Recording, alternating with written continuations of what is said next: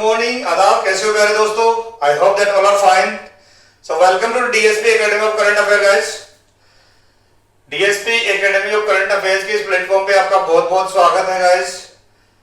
तो आज हम लोग इस करंट अफेयर की सीरीज में एक अभी रिसेंटली जो बर्निंग इश्यू है सोशल मीडिया स्पेशली इंस्टाग्राम पे जो चल रहा है उसके बारे में डिस्कशन करते हैं गाइस। अभी एक जो इश्यू है जिसमें आरक्षण हटाओ आंदोलन जो है ना, आरक्षण हटाओ आंदोलन, ये आरक्षण या रिजर्वेशन हटाओ आंदोलन ये काफी जो है ट्रेंड में चल रहा था अभी ये न्यूज में। तो आज हम लोग इसी टॉपिक में डिस्कस करते हैं कि रिजर्वेशन क्या होता है और किस तरीके से काम करता है और इसके क्या क्या जो है जो इसमें लूप होल्स है, क्या क्या प्रॉब्लम्स जो नजर आने लगी है इस प्रेजेंट पॉलिटिकल सिनारियो में। देखो गाइस, रिजर्वेशन का मतलब होता है कि कोई जो सीट होती है ना, जो सीट्स होती है चाहे वो एजुकेशन में हो चाहे जॉब में हो, वो पर्टिकुलर कम्युनिटी के लिए रिजर्व कर दी जाती है। चाहे और कारण क्या होता है उसको रिजर्व करने का कि उस कम्युनिटी के साथ में जो है और दूसरी कम्युनिटीज है उनके कंपेरेटिवली उस कम्युनिटी का उतना रिप्रेजेंटेशन नहीं है, चाहे जॉब में समझ लो चाहे एजुकेशन में। इसलिए अगर वो पर्टिकुलर जो सीट्स होती है चाहे परसेंटेज से कर दो या फिर जो है जो नंबर से कर दो, उतनी सीट्स अगर रिजर्व कर दी जाती है तो उन सीट्स पे जो है उस परसेंटेज ऑफ सीट्स पे जो है उस कम्युनिटी के लोगों का ही रिप्रेजेंटेशन होता है। और वो क्यों होता है वो आपको पता होगा कि जो एक कंसेप्ट है सोशल जस्टिस है ना, सोशल इक्वलिटी, ये इसलिए होता है कि ये कंसेप्ट आया था यूएसए से। यूएसए में क्या था कि जो ब्लैक लोग जो थे जिनको नेग्रिटोज बोलते हैं, अफ्रीकन अमेरिकन जो लोग हैं, उनका रिप्रेजेंटेशन जो अमेरिका की यूनिवर्सिटीज में बहुत कम हुआ करता था, चाहे यूनिवर्सिटी और जॉब में। तो उसमें क्या किया अमेरिका ने, जो अमेरिकन गवर्नमेंट ने काफी जो है वहां पे जो अफ्रीकन जो है नेग्रिटोज ने जो है सिविल राइट मूवमेंट लॉन्च किया था उन्होंने, जिसमें मार्टिन लूथर किंग भी जाने जाते हैं। तो उनके बाद में काफी जो विरोध करने के बाद में वहां की गवर्नमेंट ने जो है कुछ सीट्स रिजर्व कर दी गई थी अफ्रीकन अमेरिकन के लिए, क्योंकि उनका जो रिप्रेजेंटेशन है उतना नहीं था, चाहे एजुकेशन में हो जाओ चाहे जॉब में हो जाओ, जितना अमेरिकन लोगों का रिप्रेजेंटेशन था। और वो इसलिए था कि ग्रेजुअली जो है उन लोगों की जो कॉम्पिटेंस है, उन लोगों की कॉम्पिटेंस धीरे धीरे जो है नर्चर होगी, जो है शार्प होगी, और धीरे धीरे उन लोगों की जो कॉम्पिटेंस है जो है ना, जो हम लोग इंटेंजिबल बोल सकते हैं, हम देख नहीं सकते उन चीज को, तो जो कॉम्पिटेंस है लोगों की एजुकेशन लेते लेते धीरे धीरे उनकी अच्छी हो जाएगी, इसकी जो है उनकी जो कॉम्पिटेंस, और इसके बाद में वो बराबर जो है और जो उन दूसरी कम्युनिटी के बराबर जो कम्पीट करने लग जाएंगे। इसके बाद में जो है उन लोगों के लिए रिजर्वेशन जो है कम हो जाएगा या हटा दिया जाएगा उनके लिए, ये कंसेप्ट था वहां पे। जिसको बाद में आपको पता होगा कि हमारे इंडिया में बात करें तो जब कॉन्स्टिट्यूशन बना था उसके पहले की बात करें तो इंडियन सोसाइटी जो हिंदू रिलीजन की बात करें तो, क्योंकि इंडिया में जो है मेजोरिटी हिंदू रिलीजन के लोग हैं, तो हिंदू रिलीजन में जो जो वर्ण सिस्टम में बन गया था हमारा समाज, जिसमें ब्राह्मण क्षत्रिय वैश्य और शूद्र, तो जो लोअर जो वर्ण है ना, चाहे शूद्र हो वैश्य, तो देखो बिजनेस में लगा रहता था, बिजनेस ये जो है ना, तो वो आज के टाइम का जो ओबीसी जो कास्ट है वो ज्यादातर वैश्य समाज में है, वैश्य समाज। और जो शूद्र जो जिसको बोलते हैं हम लोग अभी जो दलित बोलते हैं, उनके साथ में जो है काफी डिस्क्रिमिनेशन होता था, उनके साथ में जो है अनटचेबिलिटी होती थी है ना। तो उसके कारण, और दूसरी बात उनका जो है एजुकेशन में और जॉब्स में उस टाइम के जो चाहे मोनार्किकल सिस्टम में हो चाहे वो एजुकेशन सिस्टम में, उस टाइम की जो लैंग्वेज हुआ करती थी संस्कृत वगैरह, और जो रिलीजियस जो कर्मकांड होता है उनमें भी उनका पार्टिसिपेशन नहीं होता था, तो उनके साथ में वो डिस्क्रिमिनेशन हुआ और सेंचुरीज। तो उसके लिए जो आपने नाम सुना होगा जो है पूना पैक्ट हुआ था महात्मा गांधी के साथ में, जो है डॉक्टर भीमराव अंबेडकर जो है आज के टाइम में जो है सोशल जस्टिस के जो है एक तरीके से बहुत बड़े जो है सोशल जस्टिस के जो है इंडिया में तो है सोशल जस्टिस के लिए जो लोअर क्लास कास्ट है उनके लिए जो है एक तरीके से भगवान माने जाते हैं, और इंडिया में जो कॉन्स्टिट्यूशन के फादर माने जाते हैं, क्योंकि उन्होंने जो है उनकी वजह से ही जो उन्होंने कॉन्स्टिट्यूशन के ड्राफ्टिंग कमेटी के चेयरमैन बने थे, इसलिए उनका जो है उन्होंने जो है रिजर्वेशन जो है ना सिर्फ जो है जितने भी कास्ट है लोअर कास्ट उनके लिए रिजर्वेशन की मांग की थी, और वो पूना पैक्ट 1932 में हुआ था। इसके बाद में गांधी जी ने जो है उनको जो है गांधी जी पूना पैक्ट के बाद में ये एश्योरेंस दिलाया था कि जो कॉन्स्टिट्यूशन बनेगा तो उनके लिए सेंट्रल असेंबली, जो सेंट्रल कॉन्स्टिट्यूशन असेंबली और जो लेजिस्लेटिव असेंबली में उनके लिए रिजर्वेशन होगा। तो अगर बात करें हम लोग रिजर्वेशन में इंडिया की, तो इंडिया में जो आर्टिकल है, एजुकेशन की बात करें तो article 15 clause 4, article 15 clause 5 and article 15 clause 6, इन तीनों क्लॉजेस में जो है चाहे SC/ST हो, चाहे OBC हो, और या फिर जो है EWS है ना, इकोनॉमिकली वीकर सेक्शन, जो 103rd अमेंडमेंट जो है 103 के अमेंडमेंट से जो है कुछ जनरल कास्ट की जो लोग हुआ करते हैं उनको 10% रिजर्वेशन दिया गया था। तो इन तीन आर्टिकल्स में जो एजुकेशन में रिजर्वेशन दिया गया है। जब बात करें हम लोग आर्टिकल 16 में जो है एम्प्लॉयमेंट के बारे में बात करते हैं, आर्टिकल 16 में आर्टिकल 16 क्लॉज 4, आर्टिकल 16 क्लॉज 6, इनमें जो है EWS और जो है SC/ST और OBC को जो है एजुकेशन जॉब्स में, गवर्नमेंट जॉब में रिजर्वेशन की बात की गई है। तो ये तो थे कॉन्स्टिट्यूशनली कुछ प्रोविजंस आर्टिकल जो है उनके बारे में। अब बात करते हैं हमारे देश में जो मुद्दा क्या है। देखो उसमें जो आर्टिकल 15 और 16 में ये दिया हुआ है कि जो रिजर्वेशन है वो social and educationally backward classes का नाम दिया हुआ है इसमें। जबकि आपको पता होगा कि इंडिया की जो हमारी मेजोरिटी, जो बात करें हम हिंदू डोमिनेंस जो है इंडियन सोसाइटी में, जो है ज्यादातर जो है ये सोशल एजुकेशनल बैकवर्ड क्लासेस जो है वो, अगर हम इसे क्लियरली देखा जाए तो कास्ट के रूप में, कास्ट इंडिया का जो वो फेनोमेना है जिसको डिनाई नहीं किया जा सकता है।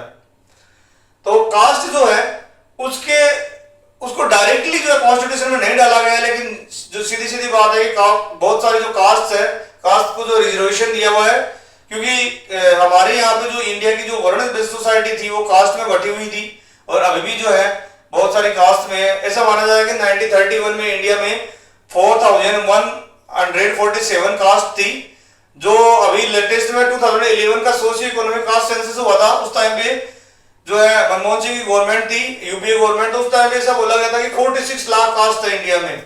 ऐसा तो उसमें कोई जो डिस्क्रिपेंसी भी बना पाई गई थी, उसमें कुछ मिस्टेक्स भी पाई गई थी कि कुछ लोगों ने जो है कास्ट का मतलब गलत समझ लिया था। फॉर एग्जाम्पल जैसे बनिया में जैसे अग्रवाल और गुप्ता वो अलग अलग कास्ट डाल दी, जबकि वो एक ही बनिया कास्ट में आते। तो हमारे देश में अभी देखो कास्ट बेस्ड जो सेंसस है इंडिया में, वो अभी गवर्नमेंट अभी करने जा रही है, और ये आफ्टर जो है 1931 के बाद पहला कास्ट सेंसस होगा, जो मतलब हमारा जो सेंसस होने जा रहा है, जो हमारी पॉपुलेशन है उसके साथ में कास्ट सेंसस भी होते जा रहा है। इसके पहले 2023 में बिहार की गवर्नमेंट ने जो है कास्ट सेंसस किया था। इसके बाद में सोशियो इकोनॉमिक जो डिस्ट्रीब्यूशन के लिए, रिसोर्सेज के लिए, इसके बाद में कुछ और भी स्टेट गवर्नमेंट है, जैसे तेलंगाना गवर्नमेंट है, कर्नाटक है, इन्होंने भी जो है इसके लिए एक नई पहल ली है कि जो कास्ट सेंसस के हिसाब से, क्योंकि ये रियलिटी है इंडिया में कास्ट का जो क्वांटिफिकेशन जो नहीं होगा, कास्ट का जो है इंपीरिकल डाटा नहीं होगा कि भाई किसका कितना एम्पावरमेंट है, तब तक ये नहीं रहेगा हमारी इंडिया में जो है रिजर्वेशन एक डिस्प्यूटेड इश्यू रहेगा, है ना। ये रहेगा कि भाई अब बात करते हैं हम लोग कि भाई रिजर्वेशन का इतना डिस्प्यूट में क्यों है। जैसे आपको पता होगा कि हमारे देश में जैसे जैसे इकोनॉमिकली प्रोग्रेस करते जा रहे हैं, तो आज का सिनारियो जो आज के 60-70 ईयर्स के बाद के सिनारियो से बहुत चेंज हो गया है। आज हम बात करें तो बहुत सारे जो है जनरल कास्ट में, और जो है जनरल कास्ट हो गया, उनमें भी लोग ये बोल रहे हैं कि जो ये क्राइटेरिया सिर्फ कास्ट के बेस पे ना होके इकोनॉमिक क्राइटेरिया होना चाहिए, सोशियो इकोनॉमिक क्राइटेरिया, क्योंकि बहुत सारे जनरल कास्ट के लोग हैं जो बहुत सारे गरीब है, मजदूर है, इतने बेचारे मजदूरी कर रहे हैं, फिर भी उनको रिजर्वेशन नहीं दिया गया है। जबकि कुछ लोगों का ये भी आरोप है कि भाई रिजर्वेशन ये कंटिन्यू चलता आ रहा है, तो जिससे क्या हो रहा है कि जो चाहे ओबीसी हो या SC/ST के लोग जो है कंटिन्यूस उस रिजर्वेशन का बेनिफिट ले जा रहे हैं, और उनकी कई जनरेशन, कितनी जनरेशन चलेगी, लेकिन फिर भी उस रिजर्वेशन का बेनिफिट लेके उनको मिलता जा रहा है, जो कि एक तरीके से गलत है, क्योंकि रिजर्वेशन लिमिटेड टाइम के लिए होना चाहिए। कुछ लोगों का यह भी आरोप है कि भाई मेरिट बेस्ड क्राइटेरिया होना चाहिए, जब कंपिटेंस आ जाती है लोगों में, जब कई फॉर एग्जाम्पल SC/ST की जनरेशन में कईयों ने जो है कितने ईयर्स तक रिजर्वेशन का बेनिफिट ले लिया, तो उनके बाद में उनका रिजर्वेशन या तो अबोलिश करो या उनका रिजर्वेशन कम करो, ये आरोप है जनरल कास्ट का। कुछ लोगों का ये भी आरोप है कि ये भी मानना है कि भाई रिजर्वेशन का सब क्लासिफिकेशन होना चाहिए। उसके लिए यूनियन गवर्नमेंट ने, आपको पता होगा 2017 में जी रोहिणी कमीशन बनाया गया था, ओबीसी का जो कास्ट है जितने भी, उनका सब क्लासिफिकेशन के लिए, और उनको ये टास्क दिया गया था कि भाई जितने भी ओबीसी कास्ट है उनका रिजर्वेशन का सब क्लासिफिकेशन करो, जैसे इकोनॉमिकली वीकर सेक्शन, एक्सटर्नली जैसे ओबीसी के अंदर बहुत सारे जैसे एक्सटर्नली बैकवर्ड कास्ट है ना, जैसे अलग अलग कास्ट जैसे यूपी में है, बिहार में है, उनमें उन्होंने ईडब्ल्यूसी एक्सटर्नली बैकवर्ड क्लास भी किया है। तो ये से जो है ना, जब डिस्ट्रीब्यूशन सब उनका डिस्ट्रीब्यूशन हो इवनली होगा, धीरे मतलब इक्विटेबली होगा, तब जाके जो है इसका बेनिफिट सबको मिलेगा, ये बात बोली जा रही है। और अगर बात करें हम लोग रिजर्वेशन के, अब इस इश्यू को जब हम चालू किया तो सबसे पहले हम बात करते हैं कि रिजर्वेशन जरूरी क्यों है। पहले तो हम इसके पक्ष में बात करते हैं कि रिजर्वेशन क्यों जरूरी है। देखो हमारे देश में ये मतलब इस बात को कोई डिनाई नहीं कर सकता कि हमारे देश में जो कास्ट जो है उसको हम लोग कास्ट बेस्ड जो है इंडिया के सिस्टम को जो है उसको खत्म नहीं किया जा सकता। और जो है एक हमारे यहाँ पे स्कॉलर हुआ करते थे, जो पॉलिटिकल साइंटिस्ट हुआ करते थे, रजनी कोठारी, उन्होंने बोला कि कास्ट इंडिया में कभी खत्म नहीं होगा। जब तक इंडिया वर्ल्ड के इंडियन सिविलाइजेशन वर्ल्ड के मैप पे है तब तक कभी खत्म नहीं होगा। कास्ट का रोल चेंज हो जाएगा। अगर पहले जो है अगर सोशल जो है डोमेन से लेके अभी पॉलिटिकल डोमेन में चले जाएगा, लेकिन कास्ट खत्म नहीं की जा सकती। तो कास्ट बेस्ड जो हमारे यहाँ पे डिस्क्रिमिनेशन अभी भी इंडिया के बहुत सारी जगह पे चलता है। तो अगर कास्ट पहले तो इसका ये है कि अगर आपको रिजर्वेशन खत्म करना है तो पहले कास्ट को खत्म करो। एक तो इसके जो है समर्थन में ये पॉइंट है इसके जो है पक्ष में। दूसरा ये है कि भाई जो है रिजर्वेशन जो है उससे जो है हमारे यहाँ पे सोशियो इकोनॉमिक जस्टिस जिसकी बात करते हैं हम लोग, सब्सटेंटिव इक्वलिटी की बात करते हैं। सब्सटेंटिव इक्वलिटी क्या होती है? एक तो होती है सब्सटेंटिव इक्वलिटी, होती है प्रोसीजरल इक्वलिटी। प्रोसीजरल इक्वलिटी में क्या होती है कि गवर्नमेंट प्रोसीजर जो है इक्विटेबल फेयर प्रोसीजर फॉलो करती है, लेकिन जो है आउटकम कैसे भी हो वो जो है उसका कोई मतलब नहीं होता है। तो वो जो है उसमें जो है सब्सटेंशियल जस्टिस नहीं मिलती है। सब्सटेंशियल जस्टिस का मतलब होता है कि भाई उसमें ये भी देखो कि भाई जो है फॉर एग्जांपल अगर मान लो गवर्नमेंट सबको इक्वलिटी अपॉर्चुनिटी का ऑप्शन देती है। इक्वलिटी अपॉर्चुनिटी क्या होती है? सभी इंडिया के जितने भी लोग हैं उनको सबको सेम लाइन में खड़ा करती है। और फिर जो फॉर एग्जांपल अगर सभी लोगों को एक लाइन में खड़े करके बोलते हैं कि भाई आप दौड़ो, सबको सेम ट्रेनिंग दी गई है, सबको सेम रिसोर्सेज दिए गए हैं, तो बहुत सारे ऐसे लोग होंगे जिनको यही नहीं पता कि भाई जो है उनकी क्योंकि कई सेंचुरीज से उनके साथ में डिस्क्रिमिनेशन हुआ होगा।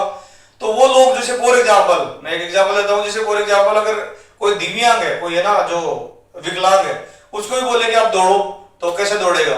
तो उसके लिए गवर्नमेंट क्या करेगी, उसको जो है कुछ सपोर्ट देगी, एडिशनल सपोर्ट देगी, जिसको रिवर्स डिस्क्रिमिनेशन बोलते हैं, रिजर्वेशन बोलते हैं।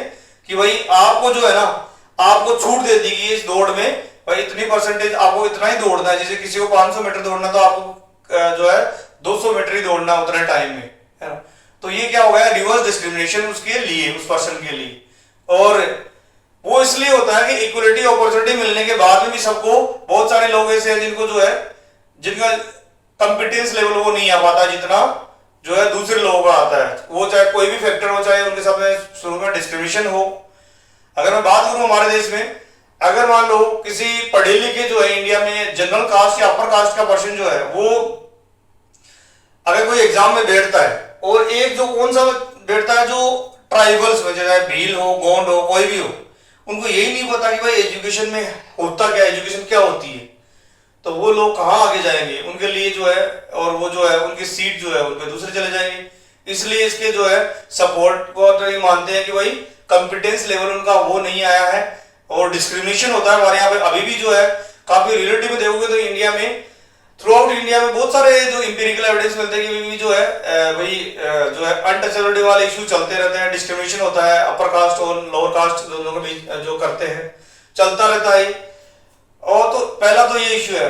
दूसरा भी मैंने बता दिया आपको, और इसके सपोर्ट में ये भी बोलते हैं कि भाई रिवर्स डिस्क्रिमिनेशन, इसमें जो गवर्नमेंट है रिजर्वेशन इसलिए चलता रहना चाहिए क्योंकि जैसे फॉर एग्जांपल अगर ब्राह्मण और जो जनरल कास्ट है ना, जो जनरल कास्ट में चाहे कोई भी आ जाओ, जितने भी वो यहाँ पे खड़े हुए हैं, और जो है लोअर कास्ट जो है वो यहाँ पे खड़ी है, तो उनको सिर्फ रिवर्स डिस्क्रिमिनेशन का मतलब होता है उनको सिर्फ ऊपर ही उठा रही है गवर्नमेंट, उनको जो है इनको नीचे नहीं ला रही है ना, बल्कि इनको इक्विटेबल लाने की कोशिश कर रही है। इसलिए आप जो है ये जो है रिजर्वेशन जो है उनको रिसोर्सेज है सोसाइटी के वो उनको एलोकेट करके उनका कॉम्पिटेंस लेवल बढ़ाने की कोशिश कर रही है, सो दैट जो है गवर्नमेंट जो है सोशल जस्टिस को इंश्योर कर सके, सभी के साथ में सोशल जस्टिस हो।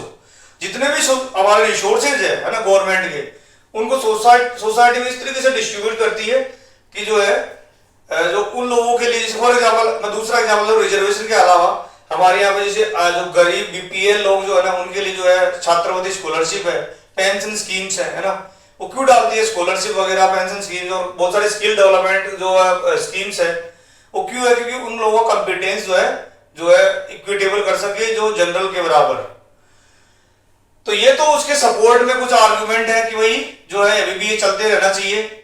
अब बात करते हैं हम लोग उसके अगेंस्ट में ये बोलते हैं कि भाई अभी बहुत सारे जो हमारे, अगर आप सबसे पहली बात है कि आप चाहे ना इंपीरिकली उसका जो ये करवा लो, सर्वे करवा लो, बहुत सारे जो कास्ट है उनका कम से कम 6 जनरेशन ने बेनिफिट ले लिया और अभी भी ले जा रहे हैं, जबकि जनरल कास्ट के लोग हैं वो इतने गरीब हो चुके हैं, मतलब गरीबी में जा चुके हैं, फिर भी उनको जो है कुछ नहीं मिल रहा है। तो ये तो एक तरीके से कास्ट के बेस पे जो चल रहा है, तो कास्ट के बेस पे ना होके इकोनॉमिक बेस पे होना चाहिए। तो उनका ये मानना है, ये मानते हैं कि जो है हमारे देश में कास्ट वाला सिस्टम है वो खत्म होना चाहिए। दूसरी बात ये है कि बहुत सारी एग्जामिनेशंस में जो सीट नहीं भरी जाती है SC ST की, तो उनमें आप देखना कि उनका आरोप ये भी है कि भाई उसमें जो है मार्क्स वगैरह कट ऑफ जाती है, उसमें नेगेटिव मार्किंग जाती है, नेगेटिव मार्किंग में सिलेक्शन हो जाता है।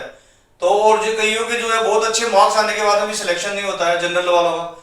तो इसका कारण क्या है कि भाई आपका जो कॉम्पिटेंस कम होने के बाद भी वो सिस्टम में एंटर कर रहे हैं, और माइनस में होने के बाद जब भी उनका कट ऑफ जो है उससे कई परसेंटेज ऊपर होने के बाद में भी नहीं लिए जा रहे हैं। तो ये भी एक तरीके से डिस्क्रिमिनेशन है। उनके मेरिट का क्या होगा, उनके मेरिट का कोई ध्यान भी नहीं दिया जा रहा है। तो मेरिट बेस जो है उसके लिए भी ये बोल रहे हैं कि इसको अबोलिश होना चाहिए। अगर बात करें हम लोग रिजर्वेशन की, तो ये बोल रहे हैं कि भाई रिजर्वेशन जो है कंटिन्यूस चलता आ रहा है, तो इस रिजर्वेशन को जो कंटिन्यूस ना करने के बजाय टाइम लिमिट होना चाहिए था, और जिनको नहीं मिला बेनिफिट उनको इकोनॉमिक क्राइटेरिया के हिसाब से होना चाहिए और उनको भी मिलना चाहिए। और इसी दिशा में फिर देखो आपने 103rd अमेंडमेंट किया था गवर्नमेंट ने, और उसके बाद में EWS इकोनॉमिक वीकर सेक्शन को रिजर्वेशन दिया गया है 10%, और वो 50% क्राइटेरिया से ऊपर दिया गया, मतलब 60% हो गया ना।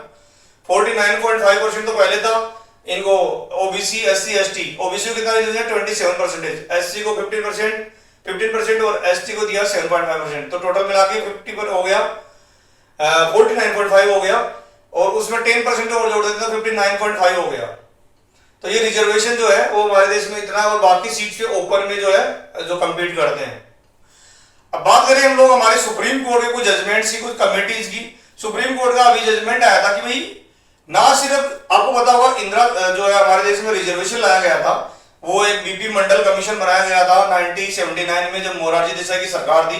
इसके बाद में इसको लागू किया गया था वीपी सिंह की सरकार 1990s में, तो उन्होंने लागू किया उसको, और उसमें 27% ओबीसी को रिजर्वेशन दिया गया। SC ST को तो कॉन्स्टिट्यूशन पहले से दिया गया जब कॉन्स्टिट्यूशन चालू हो गया था, लेकिन जो ओबीसी को रिजर्वेशन दिया गया और उसके बाद में हमारे देश में कई आंदोलन भी हुए उसके अगेंस्ट जो सवर्ण क्लास के द्वारा।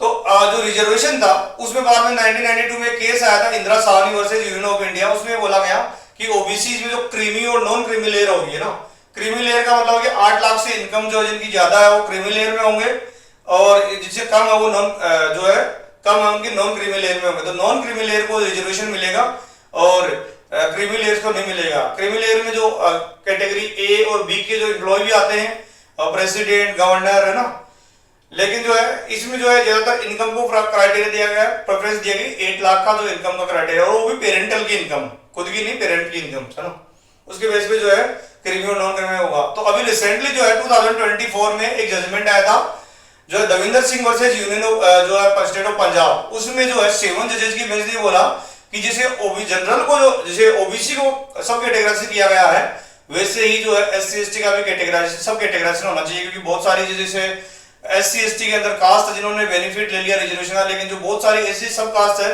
जिन्होंने अभी रिजर्वेशन लिया ही नहीं। एग्जांपल ले लो आप सेंट्रल इंडिया में जैसे गोंड है, भील है ना, बहुत सारे सहारिया, गरासिया है ना, तो ये भारिया, ये लोग जो है इनका तो ये नहीं पता कि एजुकेशन क्या होती है, तो ये मानते हैं कि भाई इसका सब कैटेगराइजेशन होना, जुडिशरी मानती है।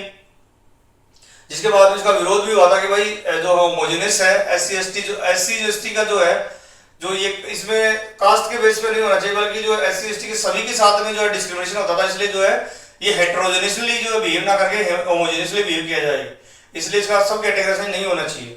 ये बात बोली गई थी जो ऑपोजिशन करने वाले की। इसके बाद में बात करते हैं हम लोग कि अब इसका वे फॉरवर्ड क्या होना चाहिए। बहुत सारे एक्सपर्ट जैसे योगेंद्र यादव जी जो साइकोलॉजिस्ट है और पॉलिटिकल साइंटिस्ट है, उन्होंने बोला है कि रिजर्वेशन जो है वो इंपीरिकल क्राइटेरिया के हिसाब से होना चाहिए। हमारे देश में सबसे पहले जरूरत है कास्ट का सेंसस करने की, है ना, और कास्ट का सेंसस अभी हो रहा है, उसके डेटा को पब्लिश करने की। भाई कौन सी कास्ट ने कितने ईयर्स में कितना एम्पावरमेंट किया है वो जरूरत है। तो अपडेटेड डाटा होना चाहिए सबसे पहली बात। तो जैसे अभी बिहार ने, कर्नाटक ने और तेलंगाना ने किया है, वैसा जो है उसका अपडेटेड डाटा होना चाहिए सेंट्रल लिस्ट का। इसके बाद में जो है जो क्वांटिफिकेशन जो है रिजर्वेशन का जो है इंपीरिकल डाटा के द्वारा हुआ जाना चाहिए, है ना। बहुत सारे कास्ट है उनका जो। उसके बाद में बात करें हम लोग तो जैसे EWS का क्राइटेरिया है, वैसे इकोनॉमिक्स जो है क्राइटेरिया को भी ध्यान में रखा जाना चाहिए। बहुत सारे जो जनरल के ऐसे लोग हैं जिनका अभी तक रिजर्वेशन नहीं मिला, तो ये जो रिजर्वेशन का बेनिफिट का मतलब क्या होता है। हालांकि देखो कास्ट बेस्ड डिस्क्रिमिनेशन अभी भी चलता है इंडिया में, लेकिन जो है गरीबी जो है उनकी भी है बहुत सारे जो जनरल कास्ट के। तो कहने का मतलब है इस क्राइटेरिया को थोड़ा बहुत ट्वीक किया जा सकता है ना। इसके बाद में जो है हमारे देश में ना सिर्फ रिजर्वेशन बल्कि रिजर्वेशन के अलावा तो दूसरे तरीके से भी जो है अफर्मेटिव एक्शन की जा सकती है। जैसे ये अफर्मेटिव एक्शन का पार्ट है रिजर्वेशन की। फॉर एग्जाम्पल जैसे scholarship, skill development program, education के थ्रू, इसके बाद हेल्थ के थ्रू, है ना, बहुत सारी गवर्नमेंट की स्कीम्स चला के जो लोअर क्लास जो है कास्ट है या फिर जो BPL कैटेगरी है उनका जो है एम्पावरमेंट किया जा सकता है। वो सप्लीमेंट्री होनी चाहिए रिजर्वेशन के अलावा। और अगर बात करें रिजर्वेशन की, तो रिजर्वेशन जो है उसको जो एक पॉलिटिकली जो है इस चीज को पॉलिटिकल प्रोपेगेंडा ना बना के इसका जो है जो मेन मकसद ये था कि भाई सभी को जो है सोशल जस्टिस प्रोवाइड करवाना। तो जिनको रिजर्वेशन मिल चुका है उसके लिए हमारी सोसाइटी में डिस्कशन होना चाहिए, डिबेट होनी चाहिए, और ये होना चाहिए कि भाई जिसको मतलब जो एम्पावरमेंट हो चुका है उनका जो है आप जो है उसको एक नॉर्मल कैटेगरी बना सकते हैं। जैसे योगेंद्र यादव जी बोलते हैं कि इसमें जो है जनरल और 2 कैटेगरी बना लो, एक तो रिजर्वेशन वाली और बिना रिजर्वेशन वाली। तो जिसका भी एम्पावरमेंट होता है क्वांटिफिकेशन क्राइटेरिया से उनका जब इंपीरिकल स्टडी होती है, उनका अगर लेवल ऑफ इनके ऊपर आता है तो उनको रिजर्वेशन से निकाल के ऊपर नॉन रिजर्वेशन में डाल दो, ये उनका मानना था। लेकिन हमारे देश का पॉलिटिकल फेनोमेना पता आपको, बहुत सारे अभी भी बहुत सारे SC ST और OBC का जो है अभी भी डिप्राइव्ड सेक्शन में है और जिंदगी जी रहे हैं। तो लेकिन उससे ये दिक्कत नहीं होगी भाई, उनका जब आप इंपीरिकली स्टडी होगी तो उनका पता तो चलेगा कि भाई कौन कौन से अभी भी जो है बैकवर्ड है और कभी भी अभी भी जो इकोनॉमिकली जो पुअर है। तो ये चीजें भी जरूरी है, एजुकेशनली एंड सोशली कितना बैकवर्ड है वो। तो हमारे यहाँ सबसे मेन चीज है कि भाई इंपीरिकल स्टडी होनी चाहिए, और इसके बाद में जो इसके लिए एक जो है नेरेटिव जो एक डिबेट होनी चाहिए, मतलब कंस्ट्रक्टिव डिबेट होनी चाहिए। ऐसा नहीं है कि आप जो है इसको पॉलिटिकली जो है सिर्फ वोट बैंक के लिए कर रहे हो, ये होना चाहिए। एजुकेशन का वोट बैंक के लिए नहीं मतलब था, इसका मतलब था कि सोशल जस्टिस प्रोवाइड करवाना। तो ये एक तरीके से आरक्षण जो है इसको हटा के नहीं, हम लोग ऐसा कर सकते हैं इसमें बिना हटा के इसका जो है जो क्राइटेरिया है वो चेंज किया जा सकता है। उसका क्राइटेरिया चाहे सोशल इकोनॉमिक क्राइटेरिया हो और चाहे जो है बहुत सारे जो डिप्राइव्ड सेक्शन है उनको इंक्लूड करना हो उसमें पार्ट जो है रिजर्वेशन में। और रिजर्वेशन जो है कुछ लोग ऐसे बोल रहे हैं रिजर्वेशन प्राइवेट सेक्टर में भी होना चाहिए। तो ये देखो वो अलग चीज है कि प्राइवेट सेक्टर, लेकिन अभी गवर्नमेंट सेक्टर की बात करें तो गवर्नमेंट में जो रिसोर्सेज का इक्विटेबल डिस्ट्रीब्यूशन करने के लिए रिजर्वेशन जो है वो जो है टारगेटेड ग्रुप्स है उनके लिए होना चाहिए, ना कि जो लगातार बेनिफिट लेते हुए फिर उसका जो है मिसयूज कर रहे हैं उसका, वो नहीं होना चाहिए। तो गाइस आज के लिए हम इतना ही पढ़ेंगे। इशू कैसा लगा आपको? अगर अच्छा लगा तो subscribe, like and share to DSP Academy Current Affair. Tomorrow I will bring the new issue, new facts and concept and with new जो है जो डिबेट के साथ में, और उसमें हम लोग डिस्कस करेंगे नया इशू। तब तक के लिए थैंक यू, धन्यवाद।